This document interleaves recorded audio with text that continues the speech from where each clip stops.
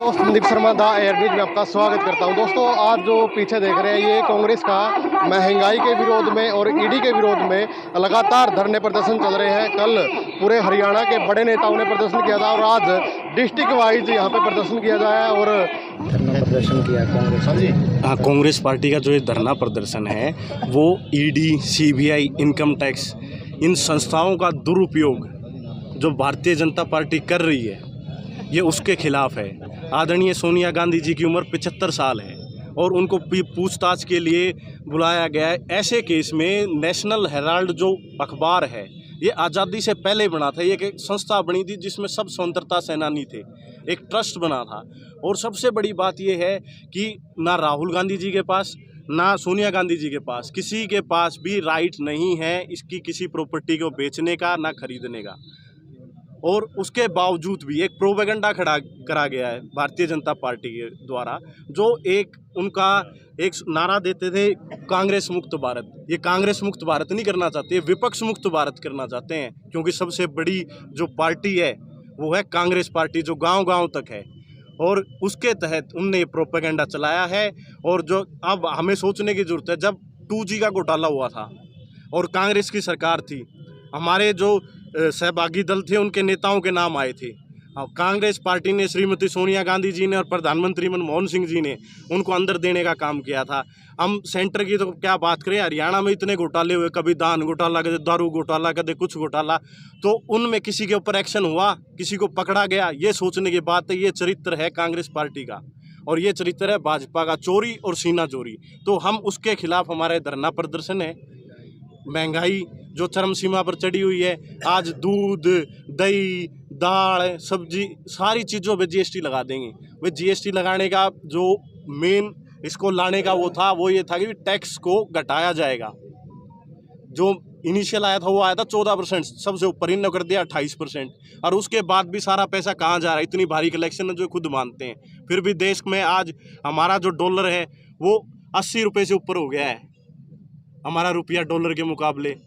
तो ये सारी चीज़ें हैं। महंगाई, कानून व्यवस्था देखो, ना तो इस देश में हरियाणा प्रदेश की बात करें, ना तो कानून बनाने वाले सुरक्षित हैं, यानी हमारे जो विधायक हैं, ना सुरक्षित हैं कानून के रखवाले। जैसे कि हमने अभी देखा डीएसपी साहब के साथ क्या हुआ मेवात में। ऐसे ही जो हमारे विधायक, उनको धमकियाँ मिल रही हैं रोज़। ऐसा विपक्ष के विधायक कमज़ोर नहीं है, वो अपनी सुरक्षा खुद कर सकते हैं। पर अगर जो धमकियाँ देने वाले बदमाशों के इतने हौसले बुलंद होंगे तो आम आदमी कैसे सामना करेगा? तो इसलिए हमारा इन सब चीज़ों को लेके धरना है।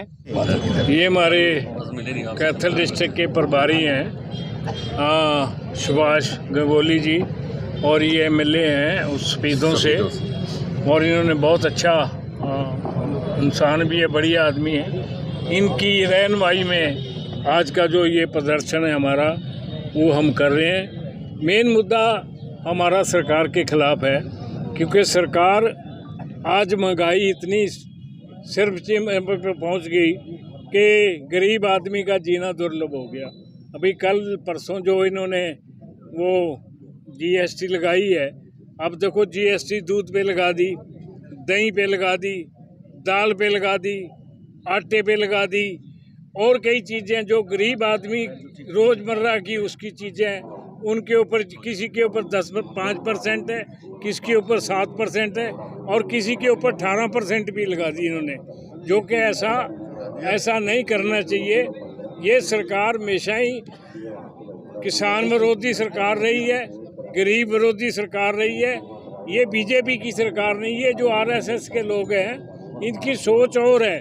इस करके हमारा ये प्रदर्शन श्रीमती सोनिया गांधी के ऊपर, जो ये ईडी वाला सिस्टम इन्होंने चला रखा है, नेशनल हेराल्ड जो अखबार है, आज का अखबार थोड़ा है, वो तो अंग्रेजों से पहले का अखबार है, और वो पंडित जवाहरलाल नेहरू ने और महात्मा गांधी का अखबार है। वो उस अखबार के बारे में उसकी आड़ लेके ये हमारे नेताओं को परेशान करते हैं। पिछली दफ़ा इन्होंने उसको 10 घंटे राहुल जी को वहाँ पर उसकी पूछताछ की। कल सोनिया जी बीमार चली आ रही हैं और उसकी एज भी इतनी है, 75-76 साल की उनकी एज है। कल 3 घंटे उनसे पूछताछ की गई है। इनका सवाए जो हमारे नेता हैं, उससे पहले हुड्डा साहब थे, उनको यहाँ पर चंडीगढ़ में तीसरे दिन बुला लेते थे। कि आपकी पेशी है, आपकी पेशी। वो कहते हैं ना, खोदा पहाड़ और निकला चूहा, निकला उसमें कुछ भी नहीं और वो बेसाफ होके तो आगे। इसी तरह इसमें भी कुछ नहीं निकलना। इन्होंने जानबूझ के परेशान करना है, वो हम करने नहीं देंगे।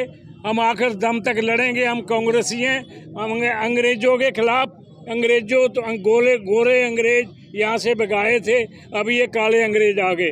इनको भी जब तक भगा के नहीं छोड़ेंगे तब तक हम दम नहीं लेंगे। एक एक कांग्रेस जो है वो इनके साथ है, आखिरी दम तक, आखिरी बूंद तक इनके साथ मुकाबले में लड़ेंगे। तानाशाही इनकी हम नहीं चलने देंगे। शिक्षा को लगातार दबाया जा रहा है, तो जब तक युवा पढ़ेंगे नहीं तो कैसे आगे बढ़ेंगे, कैसे उन्हें अपने अधिकारों का पता लगेगा? अब शिक्षा तो उनसे पूछो, खट्टर साहब से। वो शिक्षा के बारे में वो कर रहा सारा कुछ। कांग्रेस के बारे में, जब कांग्रेस सरकार थी तब शिक्षा कहाँ थी, आज शिक्षा कहाँ है? ये चीज़ देखो ना। आप पत्रकार हो, आप तीसरी आंख हो, आपको सारा ज्ञान होना चाहिए। आज कौन ये जाति कर रहा है? खट्टर साहब कर रहा है, ऊपर मोदी कर रहा है। किसी तीसरे की, एक अमित शाह है, 3 आदमियों की चलती और चौथे की किसी की चलती। करप्शन क्या खत्म हो गई है? करप्शन पहले से कम है, ज़्यादा है? ज़्यादा है। अब इन्होंने परसों, ये लैंड ऑर्डर कहाँ रह गया? परसों एक डीएसपी सरेआम, उसके ऊपर उन्होंने, जो वहाँ का माफिया था, और रेत माफिया, उन्होंने उस ट्रक चला के और उसको बेचारे के ऊपर ट्रक, उसकी जान ले ली। जब अपनी सुरक्षा ही नहीं कर सकती पुलिस, तो दूसरे की सुरक्षा, तेरी मेरी सुरक्षा क्या करेगी? ये कर सकेगी कोई? इस करके इस सरकार के खिलाफ है लोग हद से, और इसको यहाँ से जाना पड़ेगा।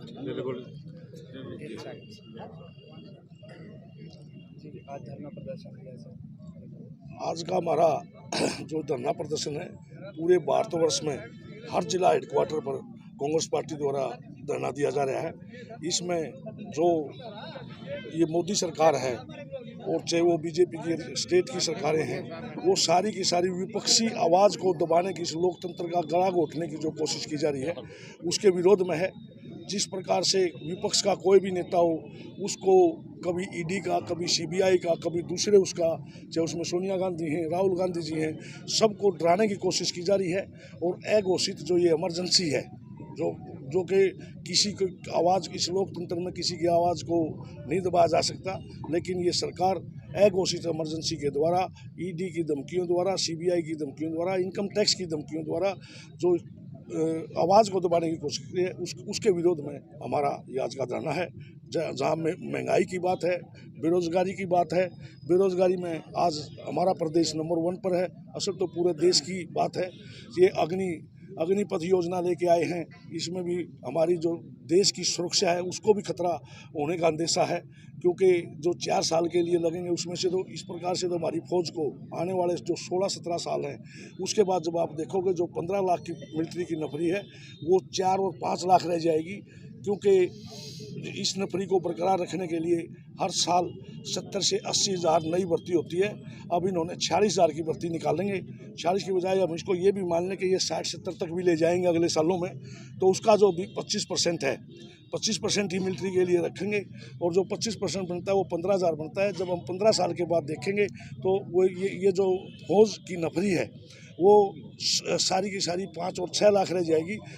तो इससे भी हमारे देश की सुरक्षा को तो खतरा है ही है। और लेकिन जिस प्रकार से जुनून के साथ हमारे बच्चे, जिनकी 3-3 पीढ़ियाँ, 4-4 पीढ़ियाँ या 5-5 पीढ़ियाँ पहले भी जो मिलिट्री में भर्ती होते थे और अपना आप को फख्र महसूस करते थे, उन पीढ़ियों के बच्चे जब अपने दादा दादी के पास, ताऊ पिताजी के पास बैठ के देशभक्ति के जुनून के साथ, और वो पैसे के लिए नहीं जाते थे, वो सिर्फ भाई हम देशभक्त हैं, क्योंकि फौजी जब रिटायर होकर आता है तो उसको एक बहुत सम्मान मिलता है हमारे समाज में कि भाई ये इस फौजी ने वो 71 की लड़ाई लड़ी, इस फौजी ने फलानी लड़ाई लड़ी। तो इस प्रकार से तो ये एक जुनून था, उस जुनून को ख़त्म करने का, देश के प्रति जो जुनून उसको ख़त्म करने का काम ये सरकार कर रही है। हम उसके विरोध में धरना। अगर सुरक्षा की बात करें, जैसे आप विधायक, उसके बावजूद भी धमकियाँ मिल रही हैं, तो इस पर आप क्या कहेंगे? मैं तो विधायकों को इनको भी मिली है। इसमें मामला विधायकों की धमकी का तो है ही है, और डीएसपी कानून व्यवस्था का इतना बुरा हाल है, एक डीएसपी की हत्या कर दी गई, विधायकों को धमकी दी गई। इसके पीछे एक दूसरी साजिश है। विधायकों का तो सुरक्षा खुद भी विधायक सक्षम है अपनी सुरक्षा करने में, क्योंकि वो इतनी जनता के नुमाइंदे हैं, उसके साथ जनता खड़ी है और सरकार भी दे देगी, दे भी है सरकार ने। बात सुरक्षा की नहीं है। इससे जो एक मैसेज हमारे व्यापारी वर्ग के अंदर गया है वो ये गया है भाई, जब विधायक सुरक्षित नहीं है, पुलिस के ऑफिसर सुरक्षित नहीं है, तो तुम क्यों उस पुलिस में जाते हो जो उनकी वीआईपीज़ की सुरक्षा नहीं कर सकती। इसलिए ये एक मैसेज है और इससे हमारा जो व्यापारी है वो इतनी दहशत में है, वो 99% तो पुलिस के पास भी नहीं जाएगा, चुपक दे ही जाके उनको दियाएगा। तो इसलिए इस दहशत भरे माहौल को ठीक करना स्टेट गवर्नमेंट का काम है और वो इस लोगों के अंदर जो व्यापारी के अंदर जो दहशत है उसको दूर करना जरूरी है। बात विधायक की नहीं है, विधायक तो अपनी सुरक्षा सरकार भी दे देगी, 90 विधायक है, कोई बड़ी बात नहीं है। एक ऑफिसर तक की भी बात नहीं, जो पुलिस का ऑफिसर जिसका काम ही मतलब सुरक्षा देना है, जब वही सुरक्षित नहीं है तो जो कानून व्यवस्था है उसका तो बिल्कुल पट्टा बैठा हुआ है और हमारा जो आम आदमी है वो बहुत दहशत में है। और मैं तो सरकार, आप लोगों के माध्यम से सरकार से डिमांड करते हैं कि इसको लोगों के अंदर जो भय का जो माहौल है उसको ठीक करे। वो ये सरकार की जिम्मेदारी है, सरकार की ने अपनी पॉलिसी बनानी है, किस प्रकार से लोगों का दिमाग से इस भय को निकालें। महंगाई के साथ साथ लगातार जो है एग्जाम जो है बार बार कैंसिल हो रहे हैं, बच्चों के जो है ओवर एज हो चुके हैं, तो उन बच्चों का भविष्य जो है काफ़ी खराब हो चुका है, तो उसके बारे में। भ्रष्टाचार के बारे में तो इस सरकार के बारे में इतना बोलते हैं हम, आप भी बोलते हो, दूसरे लोग भी बोलते हैं। भ्रष्टाचार तो जब HPSC के ऑफिस में से 3-3 करोड़ रुपये बरामद होते हैं, भर्तियाँ मतलब रद्द होती हैं, हर प्रकार से कितने सेक्टर पकड़े जाते हैं, दूसरे पकड़े जाते हैं, कहाँ भर्तियाँ की तो निष्पक्षता है ही नहीं। पहली बात तो भर्तियाँ कम हैं और उसके बावजूद वो सारी कैंसिल हो जाती हैं, कोई हाई कोर्ट से कैंसिल हो जाती है। तो इस सरकार के अंदर जो बहुत भयंकर रूप से भ्रष्टाचार जो फैला हुआ है उसके खिलाफ भी हमारा प्रदर्शन है।